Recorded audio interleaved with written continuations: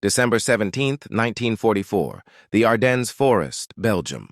The opening salvos of the Battle of the Bulge have just shattered the quiet of the frozen Ardennes. In the first 48 hours of Hitler's last great offensive, the German war machine does what it hasn't done in months. It advances. And in its path, it finds the green and under-equipped 106th Infantry Division, spread thin across a 26-mile front, more than 5 times the length a single division is meant to defend. The 106th is shattered. By nightfall, nearly 6,000 of its white infantrymen will be marching east into German prisoner of war camps. Pause. But when the order to retreat comes for the artillery batteries supporting them, one battalion refuses to break, not because they are ordered to stand, but because they choose to fight. This is the story of the 333rd Field Artillery Battalion, the forgotten story of the Black Battalion that held the line. To understand what happened in those desperate hours, we have to go back. The 333rd Field Artillery Battalion was a segregated unit of African-American soldiers, led by white officers. That was the shameful standard of the day. These men were not supposed to be heroes. The Army's official position, echoed by much of the country, was that black soldiers lacked the courage and intelligence for frontline combat.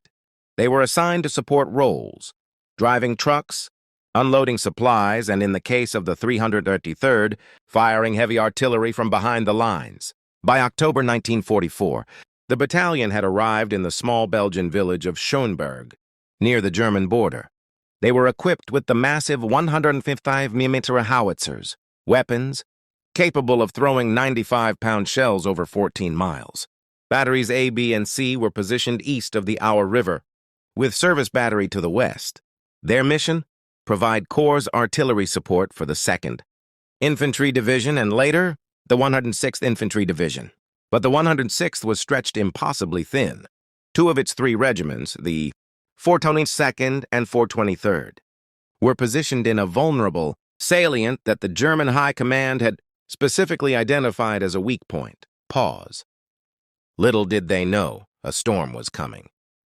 At 5:30 a.m. on December 16th, over 2,000 German guns opened fire along an 80-mile front. The sound was apocalyptic, a continuous thunder that shook the ground for miles. For the men of the 333rd, 11 miles behind the front, the shelling was distant but unmistakable. By afternoon, reports began filtering back. German infantry and armor were pouring through the Ardennes, hitting the seams where American units were weakest. The 106th's forward positions were being overrun. Communications collapsed. In the chaos, 2 entire regiments, nearly 6,000 men, found themselves surrounded. On a hilltop they called Schnee, Eifel, cut off and out of options. Their commanders made the agonizing decision to surrender. It was the largest mass surrender of American troops in World War II. On the morning of December 17th, the 333rd Field Artillery Battalion received orders to displace westward, to fall back before the German spearheads could cut them off. But the artillery commander of the 106th Division made a fateful request. He asked that Battery C and Service Battery remain in position on the east bank of the Our River to provide covering fire for the retreating infantry. Pause, they stayed. By mid-morning, German troops had captured Schoenberg. They now controlled the bridge across the Our, the only escape route for the 2 batteries trapped on the east side.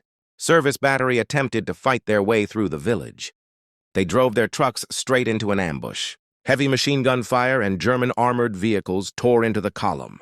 Men were killed in their seats. Others were captured as they tried to flee into the woods. By the end of that day, the battalion had lost 6 officers, including its commander, and 222 enlisted men. 9 howitzers sat abandoned. 34 trucks lay wrecked. Battery C had been overrun, its men either killed, captured, or scattered into the frozen forest. Among the scattered were 11 men from the 333rd, cut off on the east bank. They had no way to reach American lines. For hours they moved through the snow-covered woods, avoiding German patrols heading northwest, hoping, praying to find friendly forces.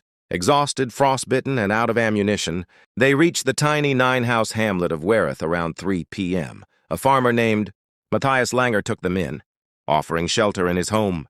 But the area around Wereth had been German territory until after World War I.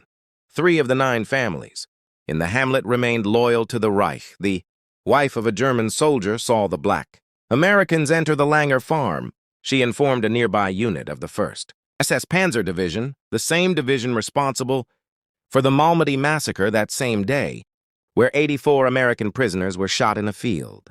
Pause. The SS moved in. The 11 men surrendered without resistance. They were prisoners of war, protected by the Geneva Convention. It meant nothing. The SS marched them to a nearby field, and there, in the gathering darkness, they began their work. They beat the soldiers with rifle butts, shattering legs and arms. They bayoneted them. They cut off fingers. They shot at least one man while he was bandaging a comrade's wounds. And then they left the bodies in the snow. 6 weeks later, when American forces finally recaptured the area, the 11 men were found exactly where they had fallen. Their faces were battered beyond recognition. Their limbs were broken. The snow had preserved them, and the evidence of the atrocity. Pause. These were the Wereth 11. The men of the Wereth 11 were Staff Sergeant Thomas Fort of Mississippi, Technician 4th Grade William Pritchett of Alabama, Technician 4th Grade James Stewart of West Virginia, Corporal Mager Bradley of Mississippi, Private First Class George Davis of Alabama, Private First Class James Leatherwood of Mississippi, Private First Class George Moten of Texas, Private First Class Dew Turner of Arkansas, Private Curtis Adams of South Carolina, Technician 5th Grade Robert Green of Georgia, and Private Nathaniel Moss of Texas. Their names were almost lost to history. For decades, the official Army record of atrocities during the Battle of the Bulge listed 12 massacre sites, but Wereth was omitted. The sacrifice of these 11 black soldiers went unrecognized by the nation they died serving. The survivors of the 333rd regrouped in Bastogne. With only 5 howitzers left, they were merged into the 969th Field Artillery Battalion, and there, surrounded by the German army, low on ammunition and supplies, they fought on. For their actions during the siege of Bastogne, both battalions received the Presidential Unit Citation, the Army's highest award. Pause. In 2004, 60 years after their deaths, a permanent monument was dedicated in Wereth to the 11 men.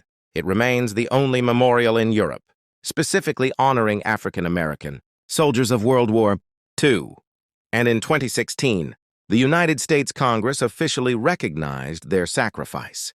When 6,000 white troops surrendered, this black battalion refused to break, not because they were ordered to, not because they had any advantage in training or equipment, but because they understood something that the Army's racism had tried to deny. That courage has no color,